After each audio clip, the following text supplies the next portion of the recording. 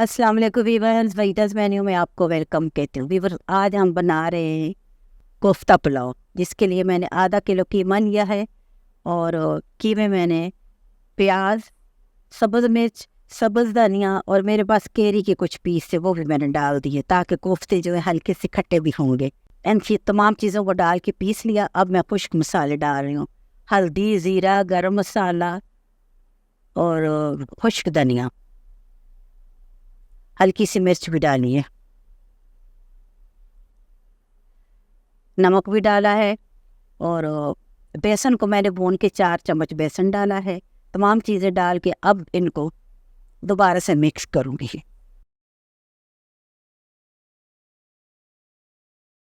अच्छी तरह मिक्स कर रही हूँ।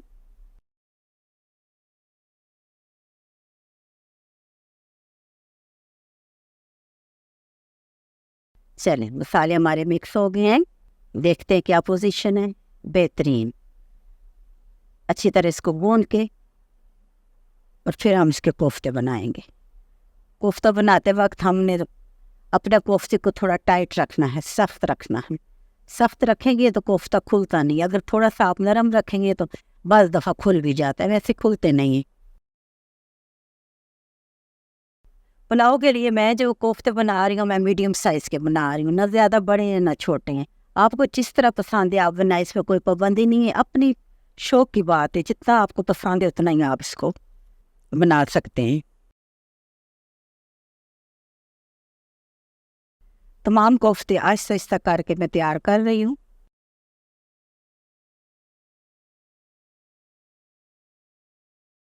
कोफ्ते हमारे बहुत अच्छे तैयार हुए हैं। अब इस तरह पतीले में मैंने एक प्याज डाला है, मीडियम साइज़ का प्याज था, उसमें मैंने कड़ी पत्ता भी डाल दिया। 4-5 किस्म के मैंने मसाले डाले, जिसपे बादियान है, लौंग है, जायफल है, वतरी है, स्टार फूल है, मोटी इलायची है। ये तमाम चीज़ें मैंने, खड़े मसाले जो है मैं पूरी इसी तरह डालती हूँ हमेशा। टमाटर आजकल थोड़े सख्त है, इसलिए उनको थोड़ा टाइम लगेगा।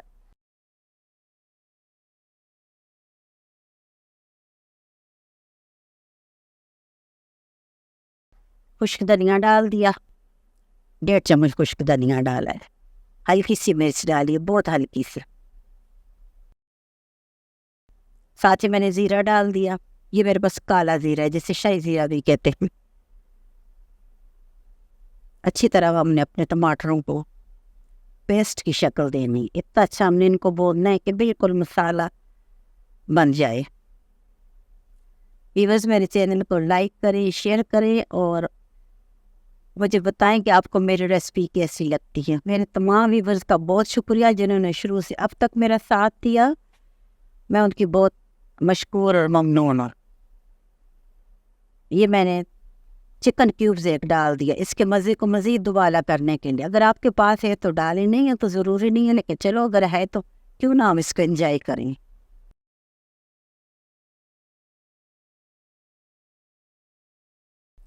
व्यूअर्स, याद रखें, खड़े मसाले जितने खुशबू पीस कर अगर आप डालेंगे तो इतनी खुशबू नहीं होगी जितना कि घी में हम इनको फ्राई करते तो इनकी खुशबू होती है।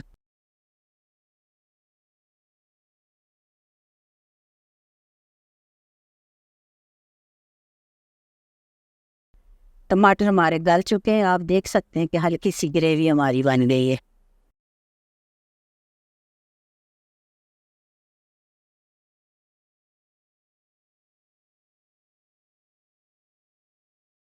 व्यूअर्स, कोफ्तों में मैंने लहसुन डाला था, लेकिन ग्रेवी में मैंने लहसुन नहीं डाला।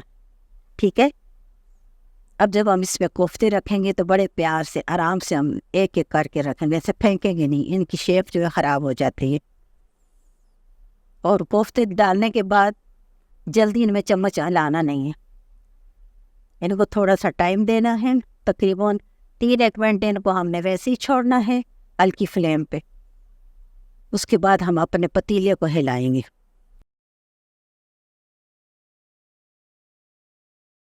हल्का हल्का पतीले को हिलाया, जगह चेंज हो गई है सबकी।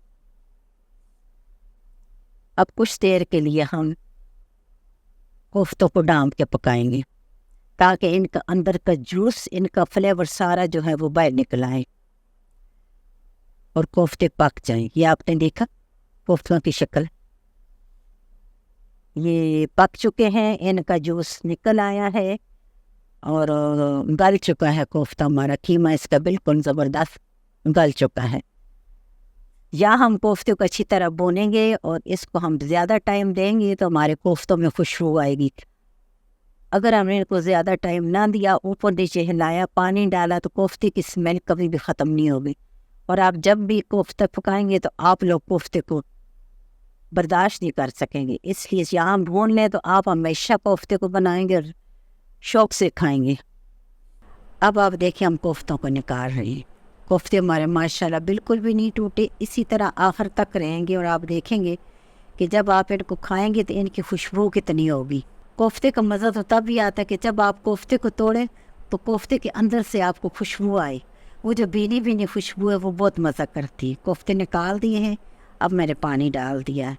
चावलों के हिसाब से मैंने पानी डाल दी, क्योंकि मेरे पास 3 पाव चावल है, 6 कप पानी मुझे चाहिए।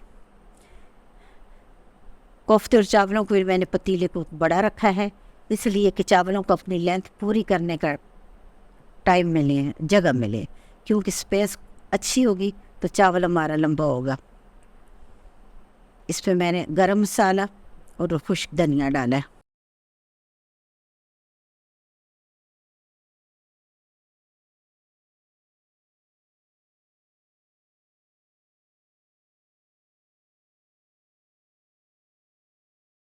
पानी बॉयल हो गया है, यानी ये हमारी यखनी बिल्कुल तैयार है।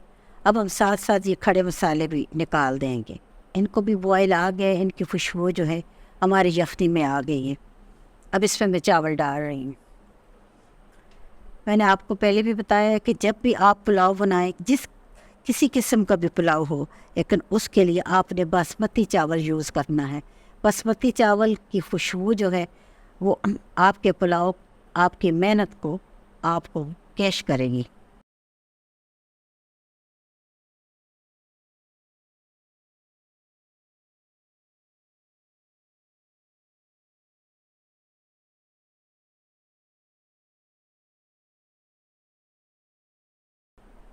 ये आप देखें चावल माशाल्लाह कितना हमारा लंबा हो रहा है, खिल रहा है चावल। क्योंकि हमारे पास चावलों के लिए स्पेस ज़्यादा है तो चावल जो है वो अपनी लेंथ जो है बढ़ा रहा है। कोफ्ता पुलाव में अगर आप चाहें तो इसको थोड़ा सा डार्क कलर भी दे सकते हैं। मैंने तो दरमियान में रखा है, आप डार्क कलर भी दे सकते हैं। कोफ्ते जो हमने तैयार करके निकाले थे, अब हमने दम से पहले इनको अपने चावलों में डाल दिया है। अब जो कमी पेशी खुशबू की रह गई है, मज़ीद वो चावलों में आ जाएगी और चावलों के मसालों की खुशबू जो है हमारे कोफ्तों में आ जाएगी। दोनों चीज़ें मिलके, कोफ्ते और चावल की यखनी और चावल मिलके एक दूसरे की खुशबू को दुबाला करेंगे। अब हमें चावलों को दम लगाएंगे, थोड़ा सा पानी हम खुश्क कर लें, फिर उसके बाद हम दम लगाते हैं। कोफ्ते हमारे इतने खस्ता होंगे इंशाअल्लाह, लेकिन टूटेंगे नहीं। ये हमने दम लगा दिया है। 15 मिनट के लिए मैं इन्हें दम पे रखूँगी, हल्की आंच है, बिल्कुल हल्की। 15 मिनट के बाद देखते हैं, माशाअल्लाह क्या खुशबू है, क्या कलर है और माशाअल्लाह क्या कोफ्ते हैं हमारे।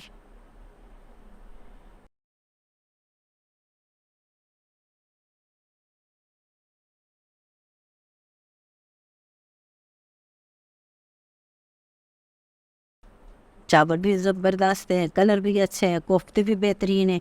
व्यूअर्स, आप इन्हें पकाएं और मेरे साथ शेयर करें। इंशाल्लाह आपको ये कोफ्ता पुलाव बहुत पसंद आएगा। और मुझे अपने कमेंट्स में बताएं कि आपने जब ईद के बाद कोफ्ते बनाए और कोफ्ता पुलाव बनाए तो वो आपसे कैसा बना है। इंशाल्लाह आप हमेशा इसे बनाएंगे और इन्जॉय करेंगे।